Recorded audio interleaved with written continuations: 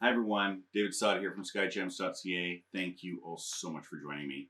I have an absolutely stunning 3.94 carat GIA certified emerald on the turntable for you.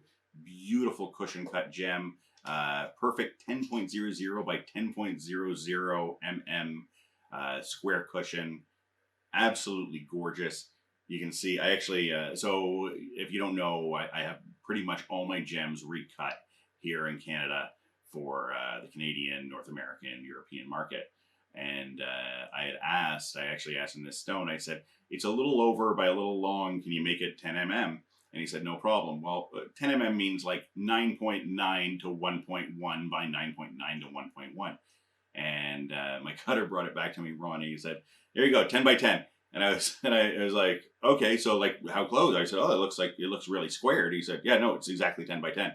And I can't believe that even GIA certified it as 10.00 by 10.00. What's the other measurement? I think it's 6. So it actually means 10.00 by 10.00 by 6.01, which means that it's essentially perfect, like absolute perfect proportions. And perfection's almost never achieved in gems.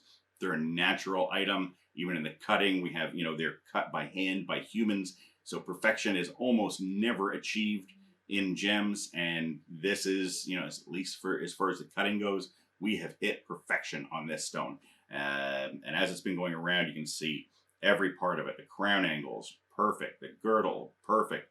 The pavilion, perfect. I mean, this is just an incredible piece. It's going to set up so well. It's going to make a fantastic piece of jewelry. If you are looking to have a piece of jewelry made with this or any of our other gems, I would love to be the one to do it for you. You can reach out to me at david@skygems.ca. Send me some photos of what it is you're looking to make, and I can get you a quote on that. And, if you already have somebody in mind to design the piece of jewelry that you're making, go with them, but at least get a quote from me so that you know that your pricing is fair. The price that you're getting for the jewelry being made is fair. Back to this gem. As I said, has a GIA certificate with it. You can view that as well as some more photos of the gems, as well as full details about it, and of course the ability to purchase it on the website via the link in the description. So do go over there, check that out. This video is embedded in that listing, so you can go over there right now, take a look, and continue to watch this video as you read more and look at some more pictures of this incredible, incredible stone. As it's coming around again, we already covered the cutting on this. Perfect. You can see the color on this gem is incredible. Wonderful, wonderful, strong saturation to it. Really going to set up so well and look so nice in a piece of jewelry. This is a gem that I would hope would go into a ring because, people call gems ring stones, and in the trade we talk about ring stones. And a ring stone means that a stone is very nice and it deserves to be put in a ring. Doesn't have to be. I mean, if you want to make a pendant with this, if you've been looking for a 10 mm square to make a pendant, I will make you a pendant. But this is a gem that really deserves to be enjoyed as much as possible.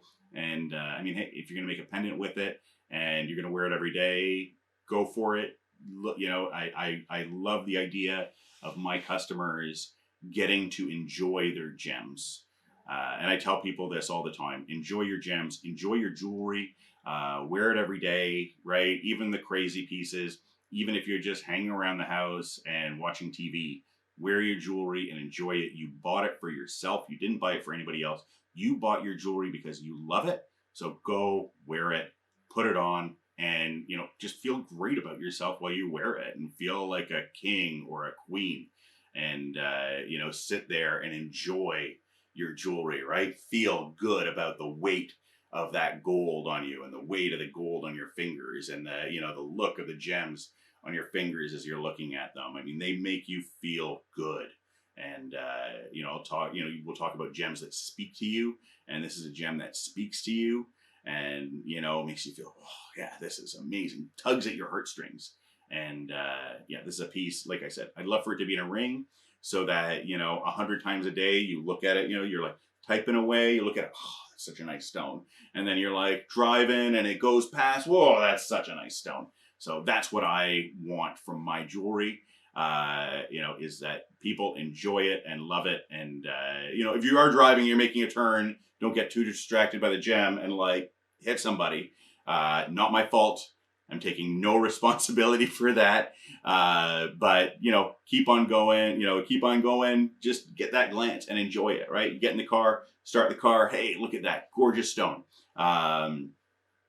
This is really the way that jewelry was meant to be enjoyed, was, as much as possible. It's not made to put in your, in your jewelry box, not to be made to be put in your safe deposit box. It is made to be worn. You got it because you love it. You love it, so wear it.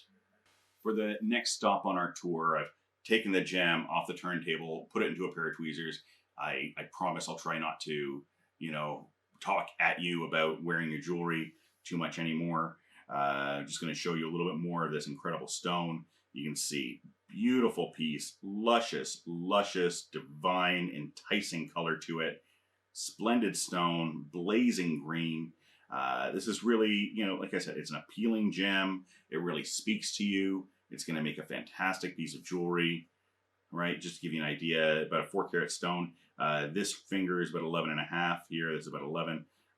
So that's the size that you're looking at. This would absolutely make a gorgeous men's ring as well. If you're looking to make a signet ring, this would be a fantastic men's ring. As a pinky ring, it'd be an absolutely fantastic men's pinky ring. Take a look at that. Gorgeous stone. And like I said, it's going to set up incredibly well. What a beautiful stone. Incredible cutting on it. I know I've talked about the cutting a lot, so I'm not going to talk too much more about it. But this is also giving you an idea of how clean the gem is. And clean emeralds, obviously it has eye visible inclusions. It's an emerald. It has eye visible inclusions. The Rockefeller Emerald, 18-carat stone, $5.5 million US, had eye visible inclusions. Emeralds have eye visible inclusions. It's just the way it is. And emeralds also have treatment. And emeralds are treated with colorless oil. This emerald is treated with colorless oil. Have a GIA certificate with it noting that it's moderate clarity enhancement, which is kind of like the norm. Usually we look at moderate clarity enhancement. We know that the gem isn't going to change. This is what it's going to look like forever. This is, unless of course you put it in like acetone or something. But the worst thing I can imagine you doing for your emeralds is putting it in acetone. So don't do that. This is what it's going to look like in, in 10 years, and 20 years, and 30 years. It's not going to lose oil. This is what it's going to look like. Now, I know I'm not the first one who's told you that all emeralds have inclusions, but people often ask me, why is it that all emeralds have inclusions? And most people don't actually have an answer for that. The most common answer I've heard out of jewelers or even other gem dealers is just because they do. That's just how they come. And that kind of is the answer is, that's how they come. But the reason they come out of the earth like that, it's actually 3 reasons. The first one is that emeralds are a freak of nature and they should not exist. That's why they're so rare, because the elements that make up an emerald occur at different depths inside the earth geologically. So it takes massive seismic upheaval and a lot of dumb luck for those elements to be brought together.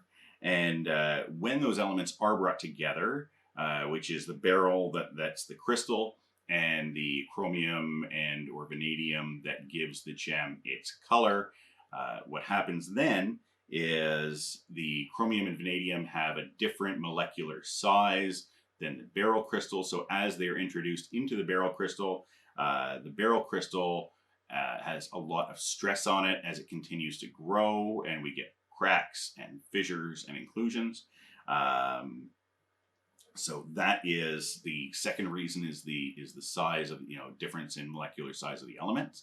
And the last reason is because emeralds are almost exclusively found in hard rock deposits, which means that there's some element of blasting or digging with like pickaxes and whatnot, or drilling with pneumatic drills to get the gems out. And this damages the crystals as they're extracting them from the hard rock deposits. So that's why emeralds have inclusions. And that's why, treatment and emerald treatment with colorless oil is so accepted. I mean, There is written evidence of treatment of emeralds with colorless oil that is 2,000 years old. Pliny wrote about it, and at that time people had already known about it. So it could have been thousands of years old at that time already, maybe tens of thousands of years old at that time already.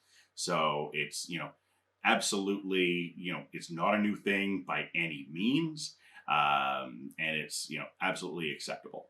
So and anybody should accept it. That indeed there is treatment in their emeralds. And now for our final stop on the tour.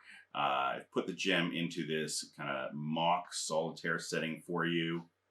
You get just kind of sort of an idea of what the gem will look like set up. And as you can see, blazing, wonderful green to it, bright stone, clean, and this is going to look just fantastic. What I love about emeralds is this would make, I know I was talking about, a men's signet ring or a pinky ring. Would also make a fantastic engagement ring. And what I love about using colored stones for engagement rings is that the oldest engagement rings are all colored gemstones, right? Emerald, sapphire, ruby.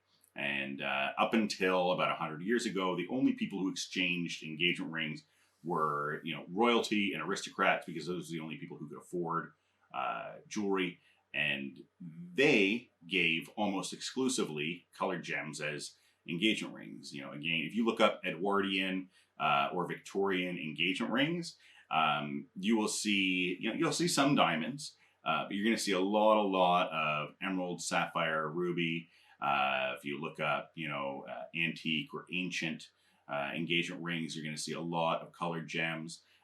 In Bavaria, they actually used a lot of garnet even. So colored gemstones are kind of the, up until 100 years ago, were the norm for engagement rings. And it's only recently with the De Beers cartel and their marketing campaigns that they kind of convinced everybody that diamonds were the way to go. But, for most of history, engagement rings were indeed colored gemstones.